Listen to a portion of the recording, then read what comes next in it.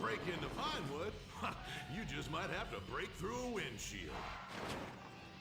Cunning Stunt Academy is San Andreas' oldest accredited stunt school. We have classes in high-speed accidents, taking a baseball bat to the face, getting shot, knifed in the back, falling off a building on fire, and getting run over. If you make it through our course, you are ready for the big screen. Make dull and vain famous people look cool by dressing up as them and risking your life and future health. Then, have your face digitally removed on a green screen. The Cunning Stunt Academy trains women too. Ooh. Have a nice rack? Vinewood needs stunt tits to show when an A-list celebrity is too bashful or has pancake nipples. The Cunning Stunt Academy. Fame. It's worth any price. What happens when man's best friend becomes dinner? Dude Eat Dog, the reality cooking show that will have you looking at Fido in whole new, delicious ways. It's Bow Wow Chow, Dude Eat Dog on CNT.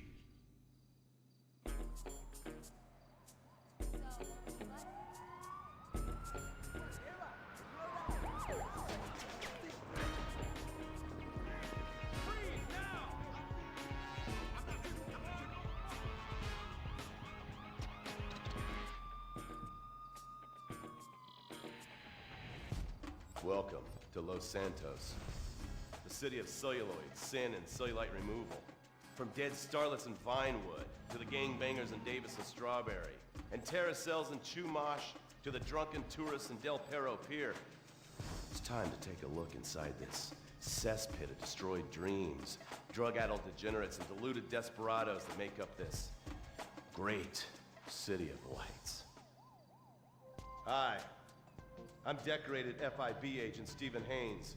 The FIB, the police department, and the sheriff's office are fighting a war out here every day in a city where dreams too often become wet with tears. The Los Santos docks. This is where it all begins. The second largest port in the world. The great orifice of American capitalism. Stuff coming in, garbage going out. And hidden in over 2 million containers a day, God only knows where. The cartels pay off some low-level schlub, and suddenly you've got military-grade weapons, badly cut crystal meth, and grade A yayo from Mexico flooding our streets. And once it hits the hood, it's anarchy, with a side of murder hold to fries. Or maybe the Chinese are slipping some of our high-security weapons systems in with the recycling, and we're giving up our national security for nothing? Who knows? Who cares? As long as the financial party continues, we'll just keep picking up the pieces. A word to the wise, kids. Never use PCP. It makes you want to punch cops or run around naked, and not necessarily always in that order. Most of the time, this illicit cargo makes it straight to the games. But sometimes an ordinary Joe lets go and loses his shit after a pipe or two of pleasure dust.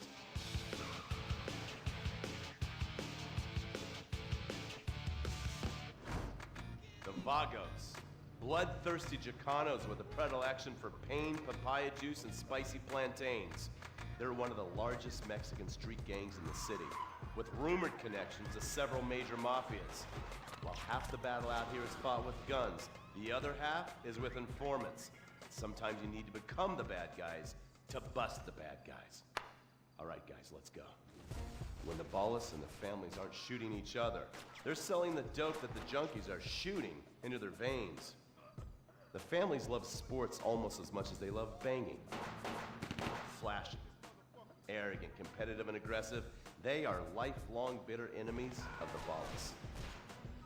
Wearing the colors of the feud or the corkers, the families call themselves Gang Green. Of course, like all families, they love a good squabble. Subdivided into sets, such as the Chamberlain Gangsters and the Carson Avenue set, it turns out the families love shooting each other almost as much as they love shooting ballas. Now, the LSPD have had many run-ins with various family sets over the years. With the ballas, the FIB take a more community outreach approach. Hey guys, stay out of trouble now. Suck my Steve Haynes. Now the ballas fly the colors of the Los Santos Panic, or the Boers, purple, because they are the bruise on the face of this city. While some thugs obviously prefer four wheels, other desperados prefer two. Leather, exhaust, and drugs. No, this isn't an exotic S&M party. These are one of the nation's toughest outlaw motorcycle gangs, the Lost. Rumors are they get a new tattoo for every person they stab. And it's definitely okay for your motorcycle mama to show her breasts to your friends.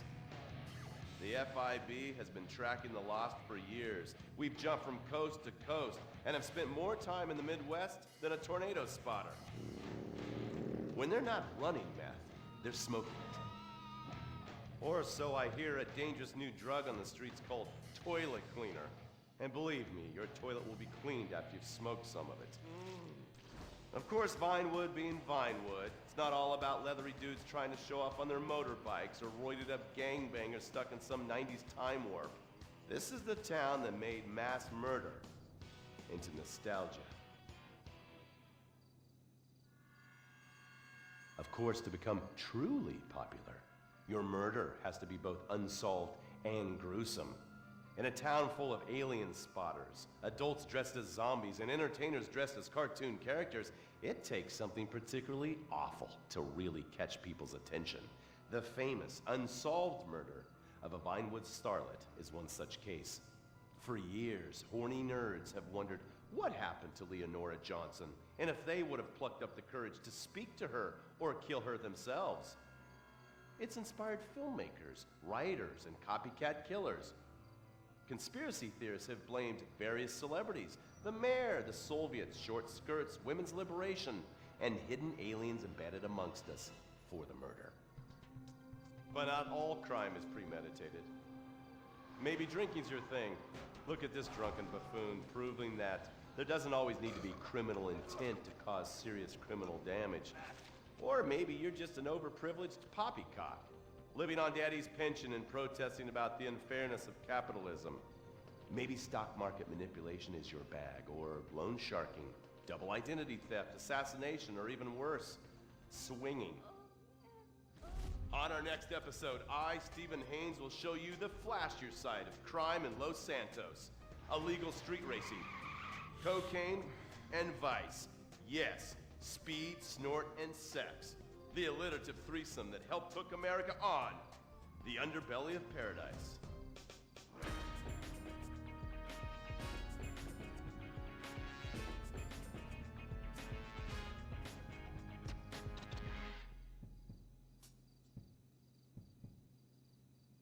In times like these, it's important to remember the good things. Sure, the economy may be a little